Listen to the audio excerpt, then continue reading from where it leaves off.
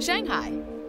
With its 23 million inhabitants, it is by far the most populated city in China. It is also one of the vastest in the world. Hyperactive and multicultural, this vibrant hub has undergone a stunning expansion in recent decades. This whole area that you see over here used to be empty land. So all the buildings that you see over here are brand new, and this is a city that's really literally built from scratch. Over time, Shanghai has had many identities. From major seaport to industrial epicenter, it has always been driven by one objective: commerce. Most of the time, I don't go out in big supermarkets or shopping malls, just have everything being delivered on spot. Whatever you can imagine they have. You want to repair your bike, they will repair it for you. You want to repair the car, they can also do that for you on the street. More than 50 years after the end of the foreign concessions, Shanghai is once again becoming a leading international city. 1/4 of all the foreign direct investment in China comes to Shanghai. All the major head office of the international corporation are located here. In a way, Shanghai is its own free nation in the middle of a vast communist country. This makes it a unique place with a complex character.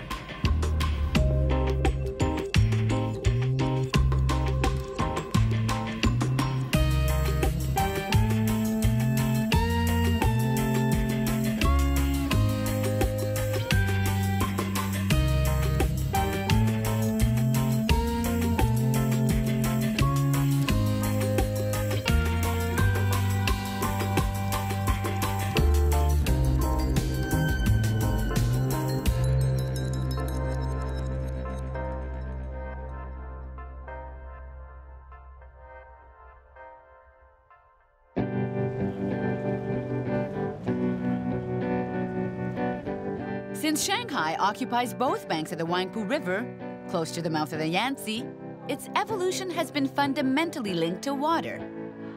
From fishing village to the world's largest industrial port, this commerce-driven city has always found ways to reinvent itself. Shanghai was, let's say 150 years ago, was still a small fisherman's place. And the interesting thing is that actually places that surround Shanghai, Suzhou, Hangzhou, were much more important, historically speaking, than Shanghai itself. But because China lost the Opium Wars and had to sign the Treaty of Nanjing, it was forced to open its cities to foreign powers and make the city into a trade hub.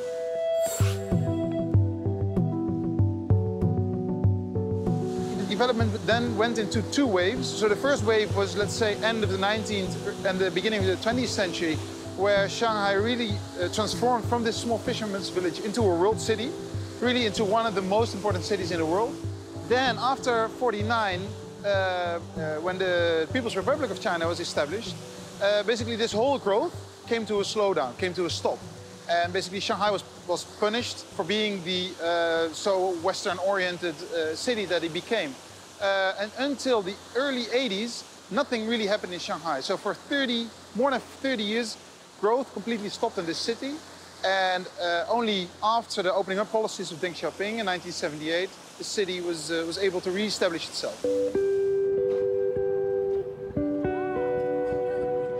And this astonishing development profits who?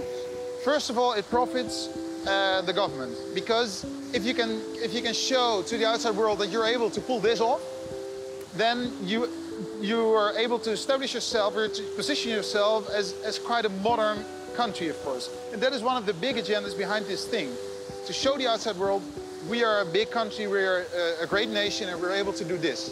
That's one. The second, I think, is that a lot of real estate companies have been profiting from it. 20 years ago, there was not such a thing as a real estate industry in this country. So that's been really established right now.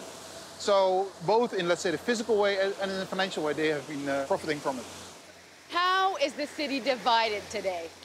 Well, the division is basically very clear when you look from this point of view.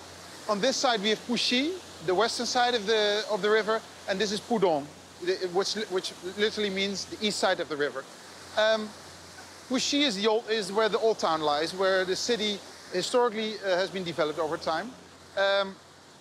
And after Shanghai was appointed to be the economic heart of China, the government decided to develop Pudong into a economic development zone. So Lujiazui, the tip that we see over there, was appointed to be the heart of this economic zone. And basically this whole area that you see over here used to be empty land. So all the buildings that you see over here are brand new. And this is a city that's really literally built from scratch. Do you know how many skyscrapers are built every year? Well, what they say about China is that China is building a Chicago every year in terms of skyscrapers. So that is sort of the one-liner I can give you. That is quite impressive. Yeah.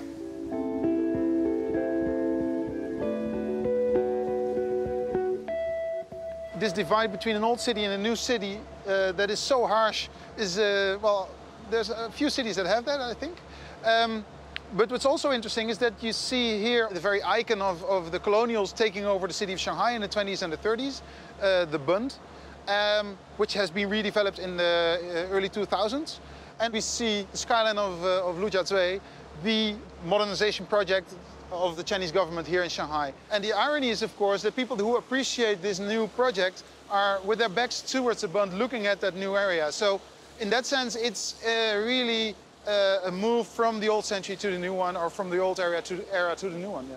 What changed with the 2010 World Expo? Yeah, well, China used a couple of mega events, like the Olympics, like the 2010 Expo, to develop their city. So they really used this as a reason to develop their infrastructure, to develop and to reposition themselves. So until 25 years ago, there was no connections between Puxi and Pudong. Right now we have, I believe, 7 or 9 even. And all these bridges and tunnels have been built in a period of 10, 15 years. And some of these bridges are pretty spectacular, especially because they have to be high to have like the big ships be able to pass, right? So you see that they have to be able to bring the cars down. It's really a spectacular thing, especially at night. You see the cars spiraling down like 3 levels or something like this. So we have, I think, 4 or 5 bridges in a row, and then we also have like 3 or 4 tunnels. And the bizarre thing is actually that government officials prefer bridges over tunnels, apparently, because bridges are very visual. There is this thing in China. Of course, we have another political system here than in the West, yeah? But still, government officials are very much controlled by their performance, not so much by the public as well as by the people in Beijing.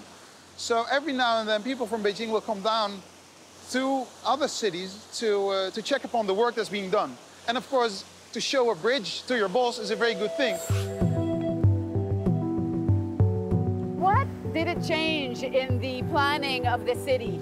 Well, I think the most influential change was that the urban infrastructure was really improved. So we went from 5 to 23 subway lines in 3 years because of the Expo. There used to be factories here and factory workers that lived here, and these people have been all replaced. I think it's something like 20,000 or 50,000 people or so.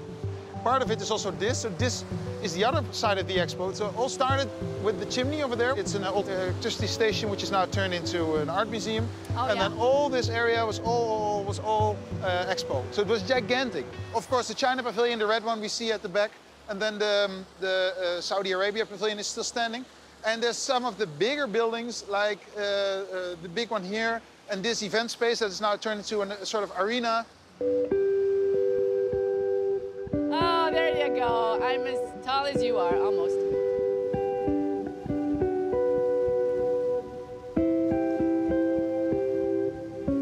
Would that be the symbol of the new Shanghai? Well, I think that the true symbol we just saw with the skyline of Lujiazui. That's really where they're building the second tallest tower in the world, where there's really the concentration of the economic forces. But of course, with a city of 23 million, the notion that there's only one center is a bit backwards. So we have several centers, we have several commercial zones that are a concentration of power and money, basically. As a sort of summit, I would say, these buildings that you see over there that have a square meter price that's higher than living next to Central Park in New York.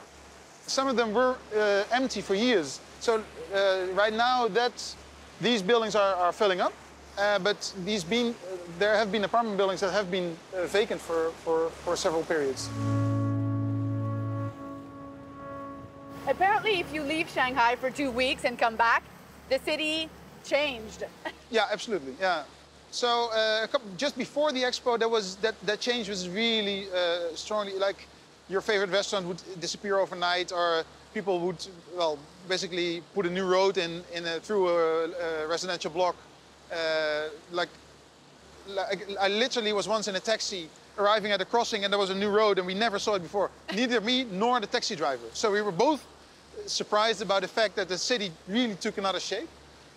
These kind of things still happen, but not at the pace is slower than before. The stunning pace of urban development has slowed down, but Shanghai's growth is far from over. Local economy is booming, backed by the construction of a massive new port and a free trade zone, a groundbreaking move for communist China. In the early 90s, Shanghai became quite important in terms of economics because the central government decided to reopen its economy, and Shanghai was one of the main part of this plan.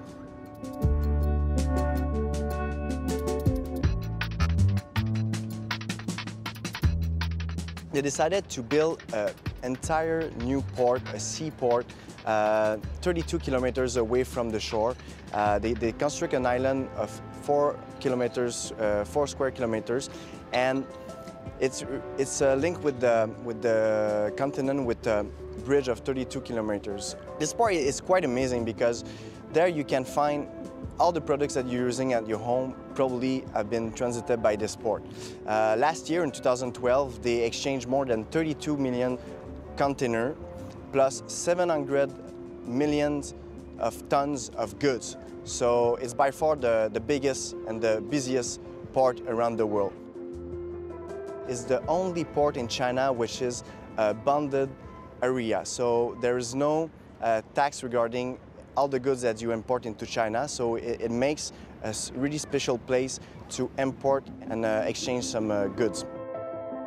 As a clear indicator of changes within the rest of the country, the port of Shanghai has had many lives, reflecting China's evolution over time. This is the new policy that Shanghai will probably be the lead, and then they're going to replicate this free trade zone to many other cities in China. But from now, Shanghai remain the first place to do it, and it will, of course, make Shanghai more and more open in terms of finance and international trade. The 5-year plans that the central government put in place in 2011, one of the objectives of that plan is to make China a more consumer good economy. So the middle income people could buy more and more quality products and affordable products. And a part of that plan is to make Shanghai the central region and area to attract investment and to make sure that the service economy can develop.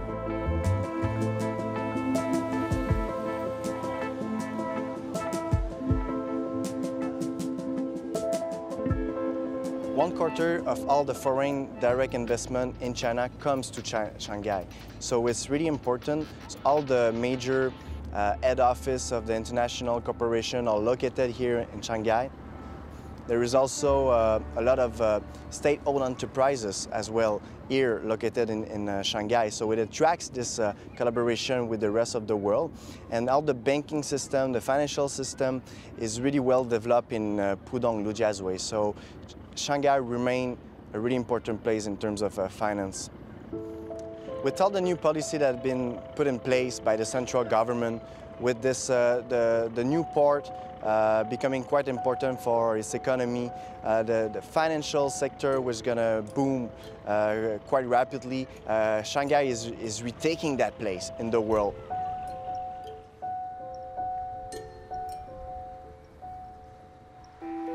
Commerce is no less than the soul of Shanghai. Between the impressive high-rises of the financial district and the crowded streets of the popular neighborhoods, business here is clearly bustling. You could just open very quickly a small shop selling out things in 2 meter square space, and that's actually something very appreciated. So for instance, in my place, most of the time I don't go out in big supermarkets or shopping malls, just have everything being delivered on spot. Yesterday there was a guy shouting, I sell fruits, so I just went out and I bought fruits.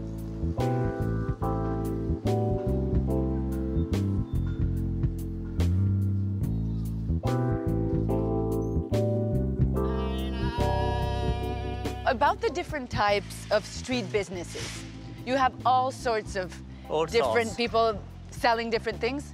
Yeah, actually, whatever you can imagine they have. You want to repair your bike, they will repair it for you. You want to repair the car, they can also do that for you on the street. You have children, they can sell for you balloons, so all kind of stuff. Isn't it contradictory, though, with the new Shanghai and the new big stores? It is not actually. That makes really the charm of this city. You can find all the brands we are used to in Europe or in America, and you would probably pay the same price for that. But at the same time, if you want to live like a local, you can do that and pay much cheaper and have unexpected services. So that's actually a very luxury kind of life, because actually I think the offer is larger. And are the little street commerces threatened, you think? I don't think they are. I think actually more and more people coming in town will require more and more service, and they will also propose more and more activities. How much does it cost, though? Well, actually, it's quite cheap here. If you want to buy food, it's probably 1/10 of what you would pay for that in Europe. Of course, you have every kind of prices here in town, but people will normally eat on very cheap amount of money.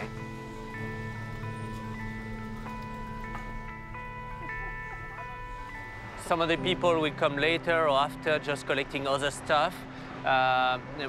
So this wood actually could be used for many things. Probably 2 streets from here, you will have people building furniture, will be able to sell chairs, make tables for you. But then also they will sell this for the weight to some more heavy industries. There's a lot of recycling. Nothing is lost. No, you can say that. Nothing is lost.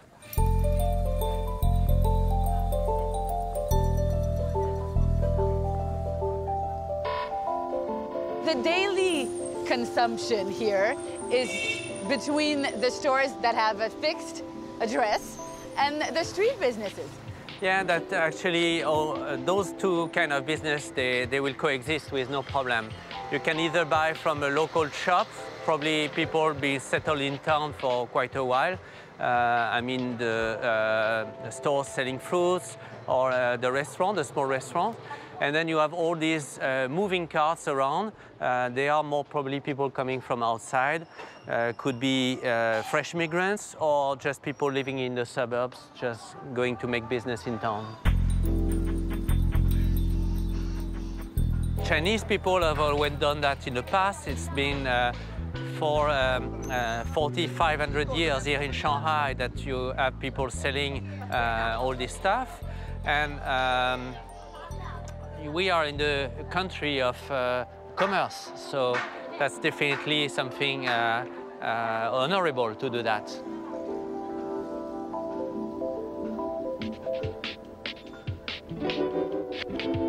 % of what we buy around the world is made in China. Let's see what the Chinese people buy themselves. Shanghai basically is a bit different from other cities, since the local farmers around this region used to sell their goods in the past here. So it's always been a city of trade and commerce. So when the Westerners came in town, they found already some people willing to trade with them. And it has always been developing since. So what we see nowadays is only the expansion of this sense of service, sense of commerce. The history of China is quite a troubled one, with wars, with many invasions, so people had to go through many difficulties in the past. But then again, people would always adapt and find a way either to make a living or to find a way to fix things that they had because there was no way to buy new. So that's basically in the culture. It was not possible in the past to repair your computer from the street, but now you can do that. You have streets full of electronics. So that's a kind of new business they have created that was not existing in the past. So it's recycling heaven here. Yeah, definitely. Most of Chinese people will not willingly throw away things. So if they want to buy things also, they will go on the second-hand market and find if they can find cheap things to buy. Most of the time, they always compare prices too. So price is something very important. Do the people actually buy new things in the stores? They do, but they are very price conscious. Mm-hmm. So there's really a second-hand market and a second market on the street where people will be able to see things, touch things, and probably buy exactly what they need.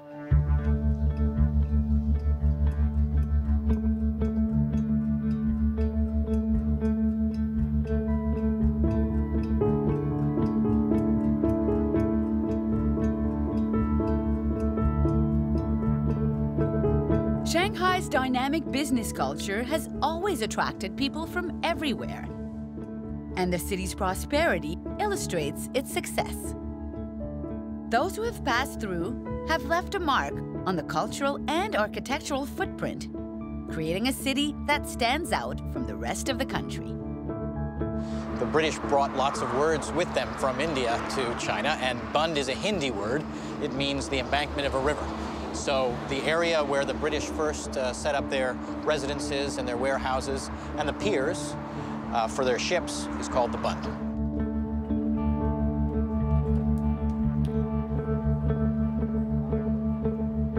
The Bund is one of the postcards, as you say, of Shanghai. But actually, there are many different styles and many different eras of Shanghai's history represented on the Bund. So you can actually see the evolution of Shanghai on this strip here. Yes, and every one of these buildings tells a story. Shanghai has been in the middle of a huge urban renovation program for the last 20 years. And so it's very common for areas of Shanghai to be demolished and replaced by high-rises. But it's very unusual for something like that to happen on the Bund. Most of these buildings are protected. Shanghai has always been about being the most modern, the fastest, the tallest. And therefore, when these buildings were built, they were the state of the art. But after the revolution, Shanghai was basically starved of investment funds, and very little was torn down here, and very little was built between about 1950 and 1990. But then Shanghai got the green light to start investing again. And what did you get? Well, you got the fastest and the tallest and the most modern, just like the old days. So it's part of the Shanghai character. But the 1920s and 30s are perhaps its most famous, Shanghai's most famous time, because there was a lot of economic activity, a lot of money sloshing around, and therefore a lot of building and a lot of artistic energy in the city.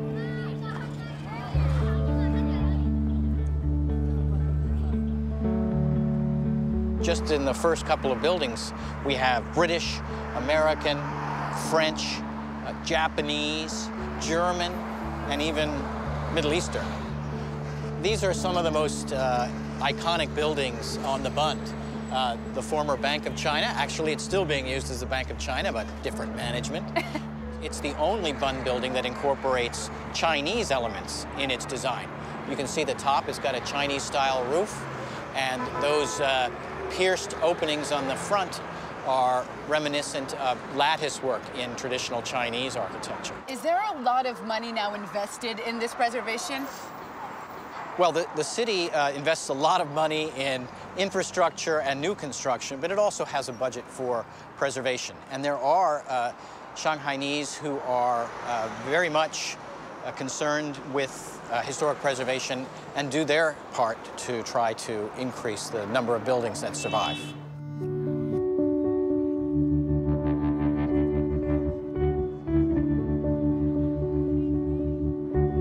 For the people of Shanghai, is this their Shanghai? Well, Shanghai is a very big place, right. And not everybody lives in the historic core of the cities. In fact, most people live in high-rise buildings in the ring roads surrounding the city. So this is not everyone's identity for Shanghai, but it's certainly for the majority of the people one of the things that makes Shanghai, Shanghai. In the 1920s and 30s, when the West was going through the Great Depression, the Chinese economy, especially that in the coastal trading cities, trading ports, was booming. And so there was a great deal of interest in investment in China and trade with China during the 20s and 30s. Not too dissimilar to the interest that many Western countries have in trade with China today. Remember, Shanghai is a city of immigrants, basically. People came from all over the world and all over China to make it here in the big city. So it's like New York or even Paris or other great capitals around the world. It's a cosmopolitan city. That's the best word to describe Shanghai. Cosmopolitan. Cosmopolitan. Yeah. The population of Shanghai in 1950 was about 5 million people. By 1960, it was 10 million already. So now we're up to, they say, 23 million. Yeah, it's more of the same. But this building was built for what amounts to the very first Chinese state-owned enterprise in the late 1800s. But the stone building behind it, which is no longer on the list of Bund buildings, is actually much, much older, built in the 1850s. The whole block was previously owned by the largest American trading company called Russell & Company. We'll go in and take a look. It hasn't seen much tender, loving care in the last 150 years. Careful, these stairs are from the 1850s. We're walking on the same stairs that the employees of Russell & Company did when they were trading here back in the middle of the 19th century. Every family has its own gas, water, and electric meter. So these represent one family each. You can count this many, and then these, and then this wall as well. Okay. So that's how many families now live in this building, which is 160 years old. There's fewer and fewer families living in conditions like this in Shanghai, but there still are some. Right, but the Bund isn't a residential area. Well, until the turn of the last century, until about 1900, the entire city was only 10 blocks deep. So everyone lived and worked within 10 blocks of the river. So it depends on which decade you're talking about. Mm-hmm. This has been residential. There have been people living here for the entire period of the post-Opium War period.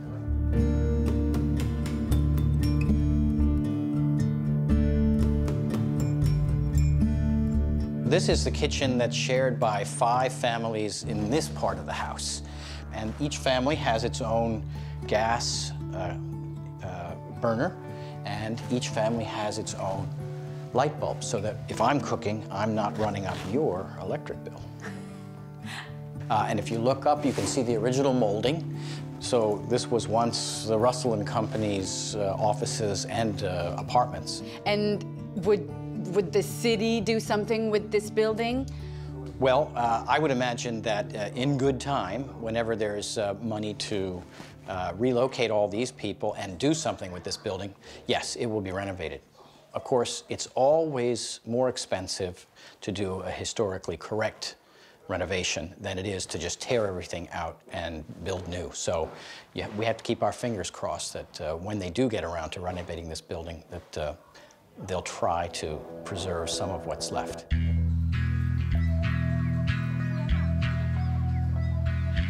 Shanghai was completely closed to foreigners during the decades following the arrival of the Communist Party in 1949. But globalization has forced China to reopen its doors. Today's Shanghai is very different from what it was during the foreign concessions of the 19th century. In the 1930s, Shanghai was the biggest city in Asia. It was probably the biggest city for foreign presence as well.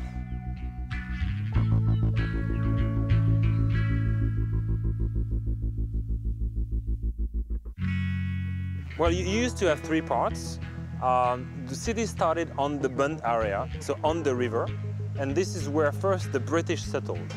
And they made from that what was called the international settlement, which is the reunion of the British settlement and the American settlement. And a little bit further down the river came the French a few years later, and they never wanted to mix up with the British and the American, so they kept a separate French concession with a French administration. And all around that, because these concessions were small, they got bigger and bigger with time, but they were still a small part of the city. All around that, you have what was called the Chinese city with different districts. And they were different legal entities. So they didn't work and lived and were under the same rules as the Chinese people in Shanghai? Well, the foreigners in general were not under the same rules because in the treaties, there was what was called extraterritoriality. So basically, if you were a Frenchman and you committed a crime in Shanghai, you would be judged by the French consul and under French law, which was very practical if you had committed a crime. Of course, this was never extended to Chinese people. What are the different impacts of the foreigners here in Shanghai? Well, the first one is Shanghainese people still today are very, they like foreigners a lot, and they like foreign ways a lot, and they're very attracted by the foreign way of life. And this makes them quite different from the other Chinese. So Shanghai has a very foreign-oriented spirit. At the same time, because they were so foreign-oriented, they were also attracting innovation, technology innovation from the foreigners. For example, in the early times, this is where cars started, this is where electricity started, gas, and so on. And still today, a lot of the brands, a lot of the foreign product, when they start their launch, they start here. And then they expand to the rest of the country.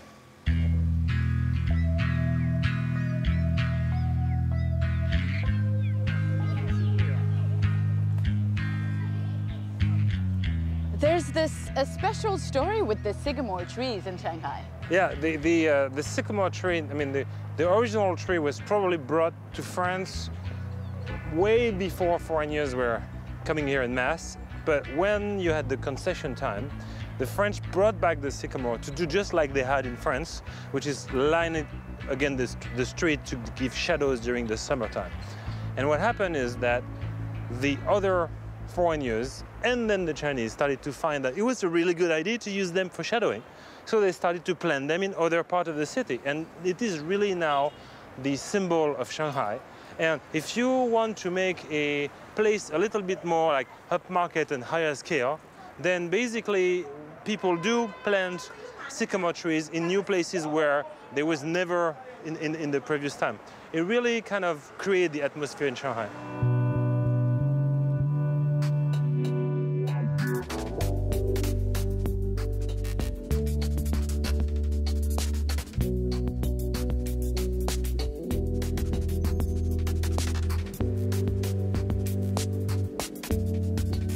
In the beginning, you had every kind of business trying to grab the Chinese opportunity.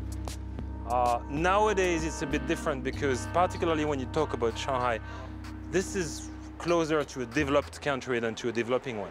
And the big opportunities are not so much in Shanghai anymore. They are in what is called the second tier, third tier, fourth tier cities, where the need for development, the need for new products, the need for new ideas, and so on and so forth is still there. The foreigners today, do they have their quarters? Do they have their neighborhoods? Or you find them throughout the city? I think you find foreigners everywhere in the city now. If you're young and you work a lot and party a lot, you will live downtown in a small space and because it's very close to everything. And if you have a bit older and if you have family, then you'll probably live in the suburb because you will have more space, a cleaner environment, and foreign schools around. How do they interact, the foreigners in Shanghai, with the Shanghainese? Well, today there is a lot of interaction. Basically, it's really a question of age for the Chinese. Because if you're over 40, or 45, then the chances that you actually speak foreign language is not very high because the education system didn't really allow it. But if you speak to people who have been to university and are in their 30s or even younger than that, then they will probably speak English, and a lot of them will have studied abroad. There are more and more. I mean, it's still a minority in China, but particularly in Shanghai, you will find a lot of people who have studied abroad and have come back, and whether they come from Shanghai or from some other places, if they come back from abroad, there is a high chance that you find them in Shanghai, in Beijing, or in Shenzhen, in the really developed places. And the cost of living here for a professional, for someone who comes here and works for a Chinese company, let's say? It's very difficult to say because it varies a lot of your lifestyle. Okay. You can live on very little, I'm sure. You can still live on very little if you live away from the center and you just take and use and eat things that are very local. Mm-hmm. But as soon as you want foreign things, then it becomes more expensive because, of course, everything has to be imported. So Shanghai is becoming one of the expensive cities of the world. You can still live on a reasonable budget if you know your ways, but it's getting more and more difficult. And it's very clear that within a few years, or maybe a decade, then it will become one of the most expensive cities in the world. Countless foreign businesses are now participating in Shanghai's economic revival, hoping to secure a place in this international hotspot. And most of these ventures are composed of multicultural teams. They're very hardworking and they're curious. They want to learn. The people here have chosen to come to work with an international firm because they've asked themselves, do I really want to work in a place where it's 100% Chinese? Or do I want to open up to the world? So we have young people who speak English, some who have even studied abroad, and who want to work with international businesses. They want to find out about the world and work with expats.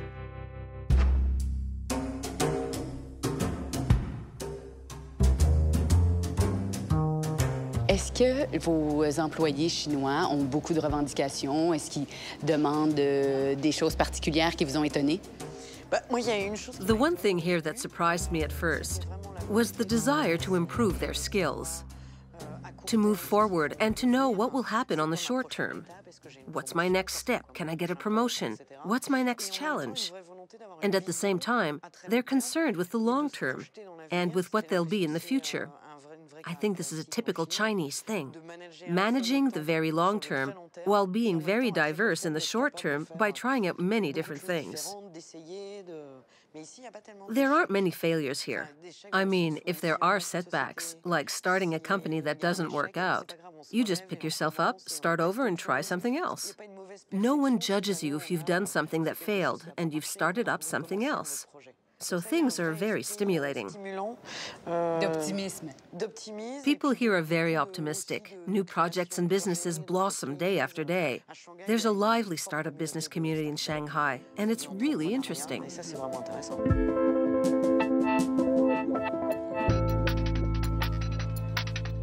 Est-ce que tu sens que la ville s'est internationalisée?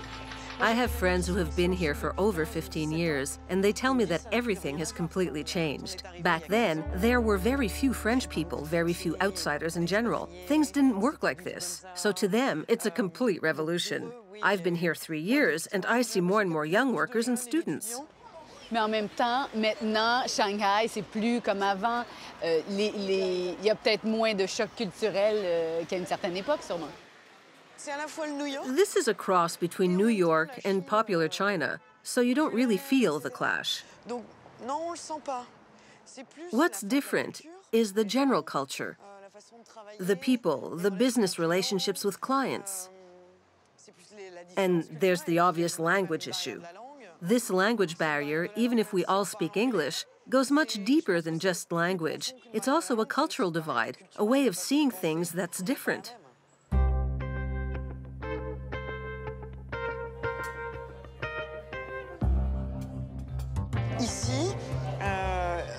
Here, the workday isn't only about work. It's also a social life. So having lunch with your staff, going to a karaoke bar, or even going to dinner are all part of work. I once went to northern China to present the company and our staff, as well as to talk about our work, our experience, our case studies. When we finished our presentation, they asked us a few general questions about New Run, and the last 15 minutes were questions about me. I had never seen such a thing. Why is a woman at the head of New Run? How did you get here? Why did you come to China? What did you study in business school? Where did you study? So I said, in Paris and in the US. And they said, really? Where in the US? Do you have any kids? Have you visited other parts of China? It's a real tradition here. In order to do business with people, you need to know them. Everything starts with personal questions, then moves on to dinners like this. This is your place, your restaurant? This is. Welcome to Scarpetta. Thank you. So you know Florence a bit? Very well. Very well. Are you born and raised Shanghainese? I'm actually from Taipei, and I was born in the US, but I moved out here about 10 years ago. So I was looking for and very hungry for new opportunities, so just came out here and tried it out.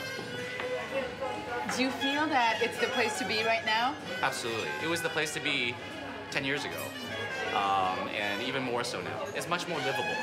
Shanghai is definitely still very much so communist with its capitalist take and much more willing to start adapting new ideas. Shanghai's already changed so much. I think the rest of China is going to catch up very soon, the major tier 2 cities. I think Shanghai is sort of the melting pot of China. You really have the most expatriates here, more so than Beijing, more so than Chengdu for sure. And as a financial center, that makes total sense. But it's all about how do I make more money? You know, what am I going to buy? Where's my Lamborghini? I mean, that wasn't the case 10 years ago. No, not at all. No. It's definitely changed the last, I'd say, 5 years. And very evident by even the entertainment scene, right? So where expendable income comes to play is, I remember the first time about 5 years ago I heard about someone buying 100 bottles of champagne at one table at a club. Who does that? Not even in Las Vegas, right? So it's an interesting city. Are there a lot of people like you who studied abroad and came back here to work? There are actually a lot of returnees now. So whether it was the US or Australia, even I'm seeing a lot of like French Chinese now. Well, French, there's a lot of French Chinese. Or Canadian, also from Vancouver? Absolutely, a lot from Vancouver. So there are definitely a lot of returnees now. And I think it's they spend a little time, they learn something from abroad and decided that they could do something different for their own country, so they came back. And it was sort of the same philosophy I had, which was, I think I have competitive advantage because I'm bilingual. Spent some time outside, saw some other ideas, and I can bring that to a market that doesn't have those ideas yet, similar to Scarpetta. Is there a problem with the hygiene and the food on the street and this, you know, the security? Yes. In all honesty. Absolutely. Definitely reused oil, repackaged products, fake labels. I mean, the Chinese government tries very hard to have a lot of rules and regulations about having packaging on it, tells where is it sourced, etc. Unfortunately, people just rip them off and put new labels on. And it's even worse on the streets. At least for restaurants like us, we're able to talk to certain reliable sources like Gusto's, and these people, I trust the actual owners that put their hearts into making sure it's real product. Are you feeling the new Shanghai as we speak in your restaurant? Absolutely. I mean, obviously there was a period of education, but now with just the pure amount of money here, people are interested in trying out new things. Obviously, it started off with all the branded products, and then thereafter now they're wondering, well, outside of the branded products, what else is there? And there's lots of famous sommeliers that are here now. All the big, obviously, alcohol brands are here. LVMH, etc., is making a huge push. People are hungry for knowledge. I think they have the expendable income, and they want to trade that for, you know, a new lifestyle. Every day and on every level, Shanghai is moving forward. Its population is undergoing profound changes. The hopes of the younger generations have nothing in common with what their ancestors sought.